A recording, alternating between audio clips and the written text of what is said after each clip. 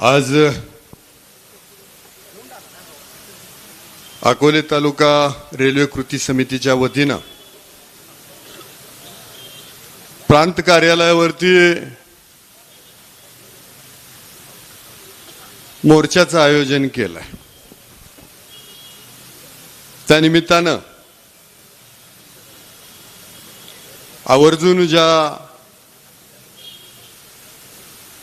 सर्वपक्षीय नेते मंडळींनी वेळ दिला त्यांचं मनापासून आभार। त्याचबरोबर आमदार अमोलजी खताळ, त्याचबरोबर आमदार सत्यजित तांबे याही सगळ्यांनी येऊन ह्या आंदोलनाला पाठिंबा दिला।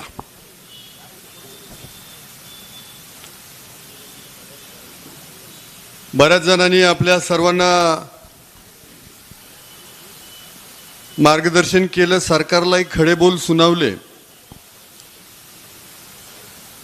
आणि आम्हाला आमदारांनाही जे ऐकवायचं ते ऐकवलं। सगळ्यांचं मनापासून आभार। खरं तर कोरोनाचा काळ होता आणि त्यावेळेला नाशिक पुणे हायस्पीड रेल्वेचा पहिला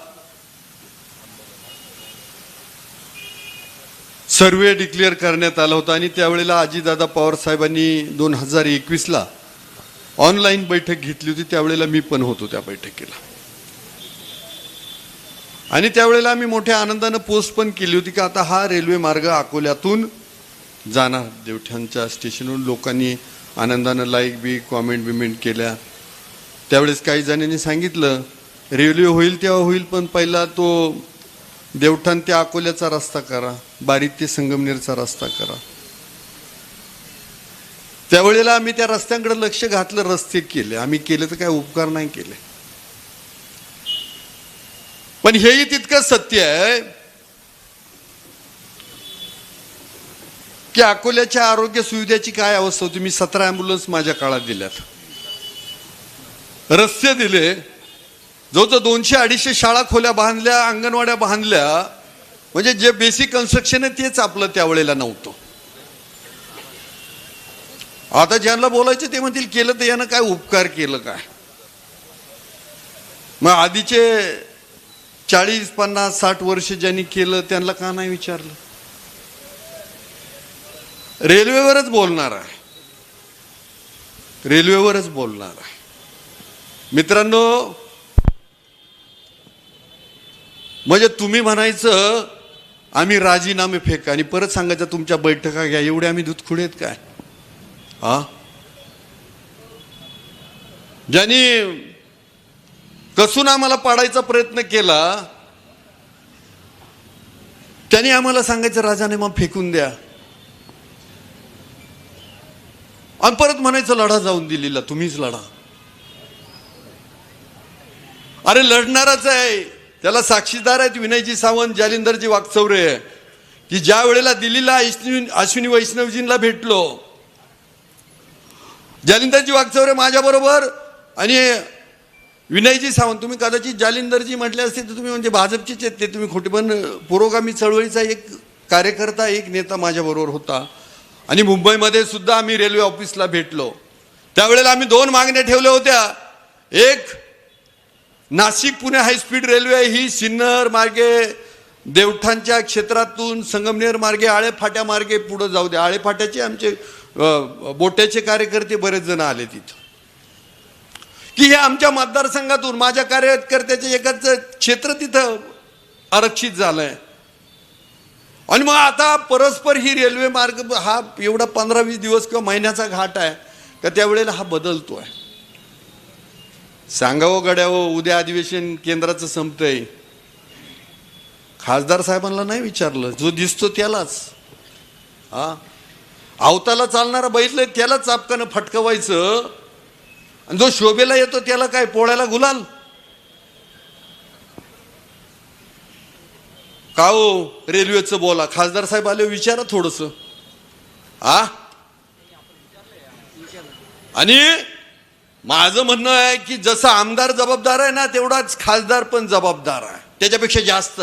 म्हणजे रस्ते आमदार न करायचे, आरोग्याची सुविधा आमदार न करायचं, केंद्राचाही कार्यक्रम आमदार न करायचं. मला वाटतं आज आपण निवेदन द्यायला आलो होतो, आपण काय एकमेकाची खरडपट्टी करायला आलो नव्हतो. आणि तसं करायचीच असेल खरडपट्टी तर सांगा, आम्ही ऑनलाईन ऐकू ना, काय त्याला. नाही ऐका, माझं म्हणणं काय आहे की माझी जबाबदारी मी झटकणार नाही, इथून मागही झटकली नाही. तुम्ही जसे चळवळीचे कार्यकर्ते तर आम्ही पण चळवळीचे कार्यकर्ते, आम्ही पण पुरोगामी. आमची मजबुरी असेल, आम्ही कदाचित भाजपमध्ये गेलो असेल, काही का आलो असेल राष्ट्रवादी बरोबर, पण त्याच्या मागे अकोले तालुक्यातील प्रश्न सुटले पाहिजे हेच. आणि तुम्हाला मी शब्द देतो की आदरणीय देवेंद्रजी फडणवीस साहेबांना मी हे पत्र दिलं आहे, मला शहापूर अकोले मार्गे शिर्डीचा रेल्वे मार्ग पाहिजे आणि नाशिक मार्गे पुणे हायस्पीड रेल्वे तो माझ्या अकोले तालुक्यातून गेलं पाहिजे. माझी काही बाजी लावायची प्राणाची ती मी लावणार आहे, पण असं नाही होणार. विद्यार्थी ढ असेल ना तरी आता शाळेत मारून नाही देत आहे. आणि मग विद्यार्थी जर चांगलं काम करते, पासिंग पुरतं तर नक्की आहे, तर तुम्ही मित्र आहेत, आम्हाला शाबासकी दिली पाहिजे. हा, तर भविष्याच्या काळामध्ये पण हे मी तुमच्यावर काय बोलत नाही, ह्या लोकांमध्ये जाताना तुम्ही सांगितलं जिल्हा परिषद पंचायत समित्या 12 भानगडी. बाबांनो, जो तुमच्या कामाचा माणूस आहे त्याला मतदान करा, दारूवन पैशावरती मतदान करू नका. इलेक्शन हा मॅटरच नाहीये, आजही नाही उद्याही नाही.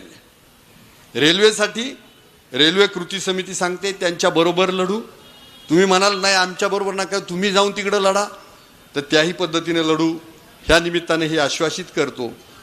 नावं मी मुद्दाम कुणाची घेतले नाही, कारण मला वाटतंय सकाळी 9 पासून सगळेजण आहेत. डायबिटीसवाल्यांचे काय हाल झाले असतील ते सांगणं नको, बाकीचे बिस्किटावर भागवलं, त्यामुळं सगळे तळमळीने आले. तुमच्या सगळ्यांचं मनापासून आभार मानतो. कृती समिती जी अकोले तालुका रेल्वे कृती समिती ही गावोगाव जाऊन लोकांना जागृत करत होतं, त्यांचं पण मनापासून आभार मानतो. आणि आम्ही तिथं आंदोलन केलं, सभागृहात आवाज उठवलं, तर ते आमचं कर्तव्य आहे, त्यासाठी तुम्ही आम्हाला पाठवलंच होतं. त्यामुळं मनापासून या सगळ्या कार्यकर्त्यांचा आभार मानतो आणि माझ्या वाणीचं पूर्णविराम देतो. जय हिंद, जय महाराष्ट्र. धन्यवाद.